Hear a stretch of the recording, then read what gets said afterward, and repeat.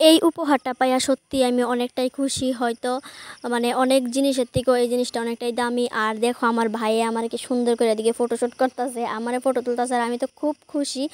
তো এই জিনিসটা কই থেকে দিছে আর কে দিছে আর কোন দিনে দিছে অবশ্যই তোমরা সব কিছু ভিডিওর মধ্যে দেখামু।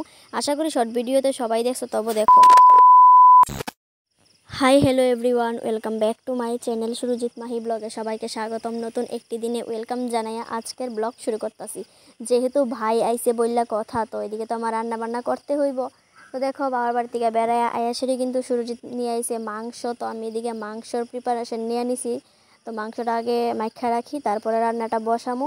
আর আমি কিন্তু মাংস হাতে মাখতে খুব পছন্দ করি, আমার খুবই ভালো লাগে এরকম চুলার মধ্যে রান্না করলে। মানে বাটা মশলা দিয়া কাঁচা মাংস এরকম সরষার তেল সব রকমের মশলা দিয়া মাখা দিতে খুবই ভালো লাগে আমার। তো দেখো এদিকে তো আজকে রাত্র হয়ে গেছে, এখন তো আর চুলায় রান্না করতাম না, গ্যাসেই রান্না করুম।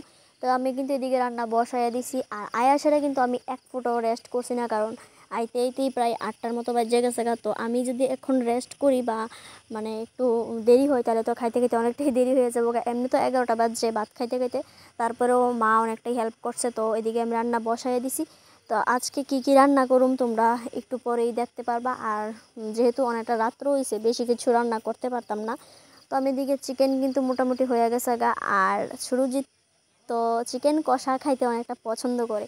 তো এদিকে আমি তারারে দিয়ে দিতেছি, বড়দারে সুরজিতের বাবুরে তারা সবাই দিতেছি আমি এদিকে চিকেন কষা। তার কারণে আর কি সুরজিতের দেখাইতেছি যে আর একটু রাখতাম নাকি আর একটু পরে কষা দিতাম। তো হ্যাঁ কইতাছে না এক্ষুনি দিয়ে দেবো, এক্ষুনি খাইতে ভালো লাগবো।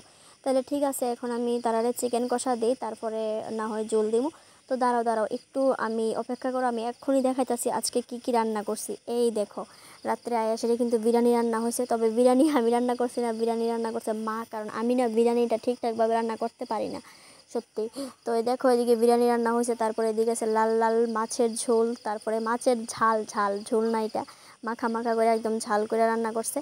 তারপরে এদিকে আছে বেগুন ভাজি আর মাংস, আর বড়দার লেগে একটা মানে ডিম আমলেট করে দেওয়া হয়েছে আর কি। তো আমরা এখন ডিম আর খাইতাম না, তার কারণে শুধু বড়দারই দেওয়া হয়েছে। তো দেখো আর আছে লেবু, শশা, বাস না শশা নাই পেঁয়াজ। তো ঘরে শশা আসছিল না, তার কারণে দিতে পারছি না।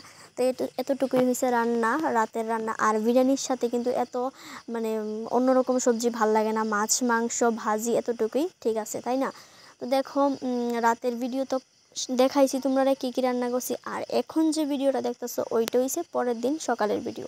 আমি কিন্তু সকাল সকাল দেখো ভাত নিয়ে বয়ে গেছি, কারণ আমার তো ভাল লাগে বাসি মাংস আর ঠান্ডা ভাত। তো এই জিনিসটা হইলে তো আমি খুব খুশি। তো আমি কিন্তু ছোট্ট একটা মানে থালের মধ্যে অল্প একটু ভাত নিয়ে খাইয়ে নিছি। খাওয়ার পরে আমি আইবছি দোকানে কাজ করার লেগা। এই বোনটা আইছে হেয়ার স্পা করার লেগা। তো আমার আগের দিন রাতেই মেসেজ করছিল, তবে আমি ভাবছি না আজকে আইবো, মানে কনফার্ম আসছিলাম না আর কি। তো যাই হোক আমি রান্না করতে করতে কিন্তু বোন আইছে। তো আমি এদিকে আবার বোনটারে সার্ভিস দিয়ে দিতেছি। তো যেহেতু হেয়ার স্পা করছে, হেয়ার মানে ক্রিম অ্যাপ্লাইয়ের পরে কিন্তু আমি একটু রেস্ট করতেছি আর হেরে মানে ইয়ে করতেছি। তো দেখো আমি অল্প সময় একটু ভিডিও শ্যুট নিছি। আর বন্ধুরা তোমরা অনেকেই আমার দোকানটারে অনেক পছন্দ করো, অনেক ভালোবাসো যে দিদি তোমার দোকানটা দেখাও। তবে আমি কিন্তু আমার দোকানের ভিডিও দিয়ে রাখছি, যারা যারা দেখছো না অবশ্যই দেখতে পারো, ঠিক আছে? তারপরে দেখো হেয়ার স্পা করার পরে এই বোনটা কইতাছিল একটু আয়রনিং করব। আর হ্যাঁ এটা হয়েছে আমি একটু বিশেষ কারণে আমি ভিডিওটা করছি। তোমরা অনেকেই স্পা করতে আয়াসেরা কো যে আয়রনিং করে দেওয়ার লাগা।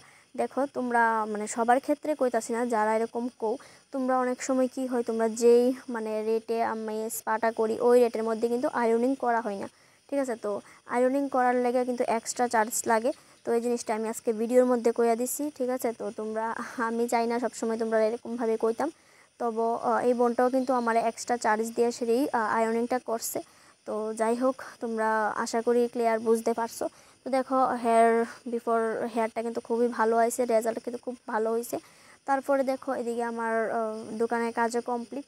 আর এই যে দেখছো আমার খুব খুব পছন্দের একটা উপহার, যেটা আমার মা বাবা ভাই মানে আমার বাবা বাড়ি থেকে এই বছরে আমারে ফটো একটা ফ্রেম বানিয়ে দিছে।